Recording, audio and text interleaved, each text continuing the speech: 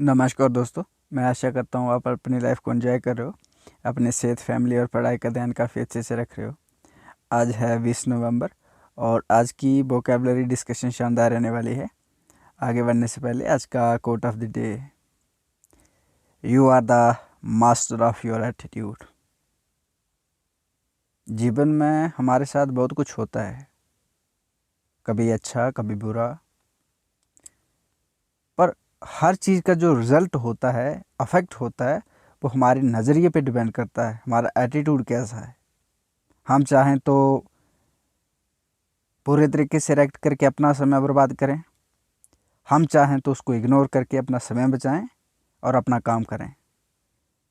ये सिर्फ हमारे एटीट्यूड पे डिपेंड करता है कि कौन सी चीज़ कैसे होने वाली है, और एटीट्यूड हम पे डिपेंड करता है, क्योंकि we are the master of our attitude. तो शुरू करते हैं आज की वोकेबलरी। और आज से आगे यही पैटर्न रहने वाला है। जैसे हिंदी मीनिंग होगा, इंग्लिश में उसका मीनिंग होगा, फिर सिनोनिम्स होगा, एंटोनिम्स होगा, और साथ में एग्जांपल भी होगी एक सेंटेंस की। तो यही अब पैटर्न रहने वाला है। So I hope you would enjoy. तो शुरू करते हैं। आज का सबसे पहला शब्द है एब्सटेन। एब्सटेन का मतलब होता है, हिंदी मतलब होता है बचना, यानी परहेज करना।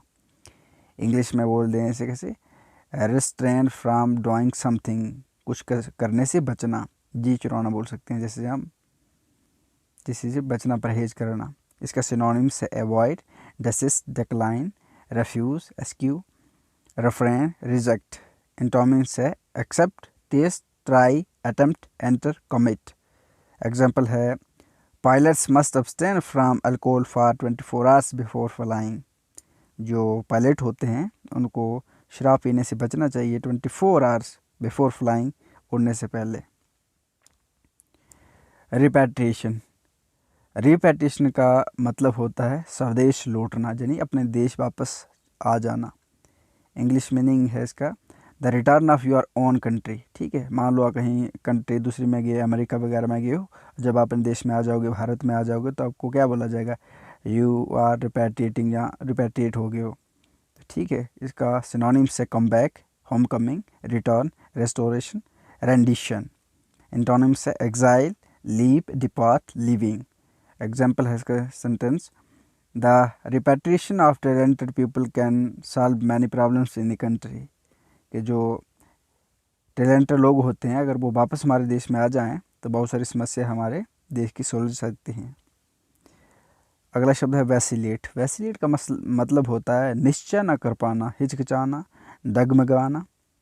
इसको इंग्लिश में बोलते हैं ए स्टेट ऑफ कन्फ्यूज़न, जब आप कुछ निश्चित नहीं कर पा रहे हो कि क्या करें क्या ना करें।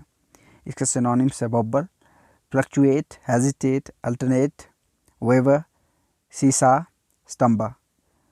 इसका एंटोनिम्स है persist, plunge, remain, determine, persevere, avoid.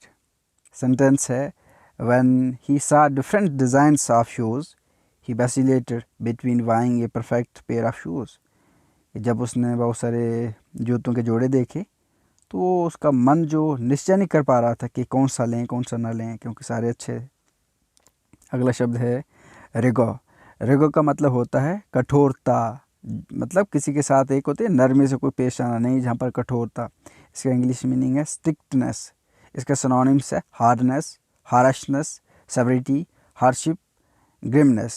इसका एंटोनिम्स है mildness, softness, resilience, delicacy, tenderness. Example है sentence government should make rigorous laws to control crime. Crime को कंट्रोल करने के लिए गवर्नमेंट को रिगरस यानी कठोर लॉज बनाने चाहिए। अगला शब्द है हाइपोथेसिस। हाइपोथेसिस का मतलब होता है हिंदी मतलब परिकल्पना, अनुमान। इसका इंग्लिश मीनिंग है a supposition made based on limited evidence, यानी किसी चीज़ का अनुमान लगाना, उसको बोलते हैं हाइपोथेसिस। सिनोनिम्स है guess, assumption, thesis, presumption, theory, belief. Antonyms है फैक्ट, एविडेंस, रियलिटी, प्रूफ।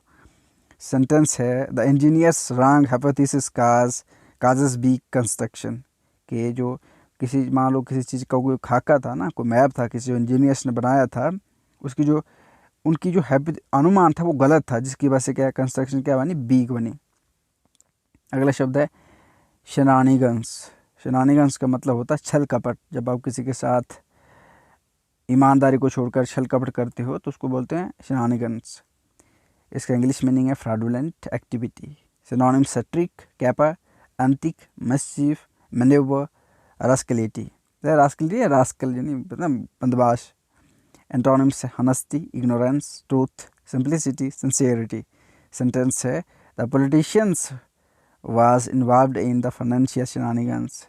जो पॉलिटिशियन था ना वो किसमें शामिल था, वो संलिप्त था फाइनेंशियल छल कपट में, जो पैसे का था रिलेटेड था उसमें संलिप्त था यानी शामिल था। अगला शब्द है स्क्रपल। स्क्रपल का मतलब होता है संदेह, झिझकना, संकोच, आशंका होना, यानी किसी भी ना झिझक सी होना, किसी के प्रति संकोच सा होना, हेजिटेशन होना, उसको बोलते हैं स्क्रपल। इसका इंग्लिश मीनिंग है फीलिंग ऑफ हेजिटेशन। सिनोनिम्स है hesitate, dilemma, doubt, uncertainty, vacillate, stickle. Antonyms है determine, decide, choose, persist, avoid. Sentence है I always scruple when I ask my parents for money. मैं हमेशा हेजिटेट करता हूँ जब अपने पेरेंट्स को पैसों के लिए बोलता हूँ तो। अगला शब्द है ओब्लिवियन। ओब्लिवियन का मतलब होता है गुमनामी, बुलक्कड़ी, विस्मृति। ठीक है, इसका इंग्लिश मीनिंग है समथिंग विच इज़ फॉरगॉटन, जो बिल्कुल भूल गई है, उसको बोलते हैं ओब्लिवियन। सिनोनिम्स है forgetfulness, disregard, nothingness, limbo, non existence. Antonyms heed, awareness, mindfulness, remember, consciousness. Sentence है the movie put me in such a state of oblivion that I forgot to complete my homework. Movie ने मुझे ऐसी स्थिति में डाल दिया कि मैं सब कुछ ही भूल गया, अपना काम भूल गया। अगला शब्द है रैग टैग। रैग टैग का मतलब होता है निम्नवर्ग, छिछोरे, आवारा। इसे इंग्लिश मीनिंग हो गया डिसऑर्गेनाइज्ड। सिनोनिम्स हो गया villainy, roguery, heedless, negligent. Antonyms हो गया attentive, prudent, kind, watchful, mindful. Sentence हो गया a ragtag group of people always tarnish society. जो छिछोरे टाइप के लोग होते हैं ना, वो हमेशा सोसाइटी को कलंकित करते हैं। अगला शब्द है प्रोस्क्राइब। प्रोस्क्राइब का मतलब होता है देश से निकालना, त्याग करना।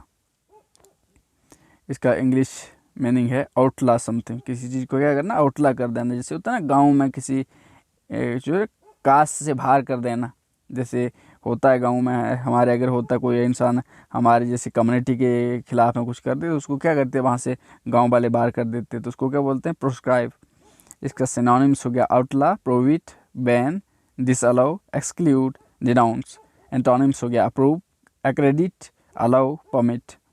सेंटेंस हो गया they are proscribed by federal law from owning guns. Federal का जो लॉ है उसने उन लोगों को क्या किया है, मना किया है, बैन किया है गन रखने से। आज का फ्रेजल वर्ब है टर्न्स ऑफ इवेंट। इसका मतलब होता है अनएक्सपेक्टेड और surprising developments in A situation और सीरीज ऑफ इवेंट्स। अचानक से कुछ घटित हो जाना, अचानक से कुछ हो जाना, उसको क्या बोलते हैं, टर्न्स ऑफ इवेंट।